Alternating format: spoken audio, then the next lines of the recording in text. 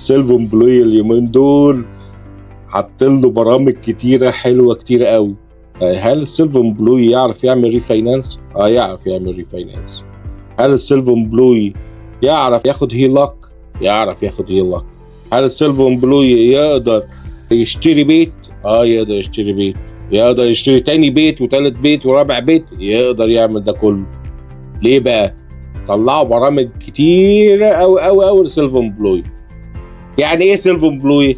واحد شغال عند نفسه، يا اما بقى يكون عنده بيزنس يا اما بياخد 1099. ده السيلف امبلوي. ايه بقى البرامج عم جورج؟ في اشهر 2 برامج. ايه هما؟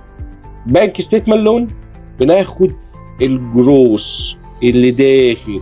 يعني انت مثلا لو عندك ليكر ستور ولا سموك شوب او صاحب بيزنس انجينير وعندك البيزنس بتاعك بتاع كونستراكشن، اي حاجه داخله في البنك ده بيتحسب انكم وبنقص منه الاكسبنسز. ده كده اول واحد.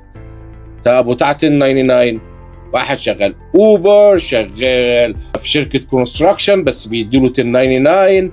واحد دكتور، في دكاتره كتيره بياخدوا 1099. في حاجات كتيره. طيب هنعمل ايه؟ ايه الحاجات الاساسيه بقى لازم تعرفها؟ لازم تكون عندك 2 في الشغلانه. ده اول حاجه. وتحط كام داون بيمنت؟ الداون بيمنت بيتحط من 10 ل 20%. لازم يكون الكريدت سكور بتاعك 680 واعلى. فالثلاث حاجات دول اساسيين. فالسيلف امبلوي اليومين دول بقت العمليه سهله وبسيطه قوي قوي قوي قوي. لو عجبك الفيديو يا ريت تعمل لايك وشير، ولو عاوز نتكلم مع بعض خش على gmbrokerage.com وهتلاقي زوم لينك وتحجز ميعاد ونتكلم مع بعض براحتنا.